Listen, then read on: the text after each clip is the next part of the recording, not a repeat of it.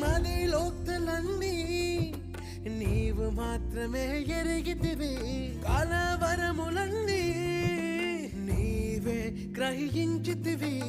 ఏది ఏమైనా కానీ నీ సన్నిధి నేను చేరదను.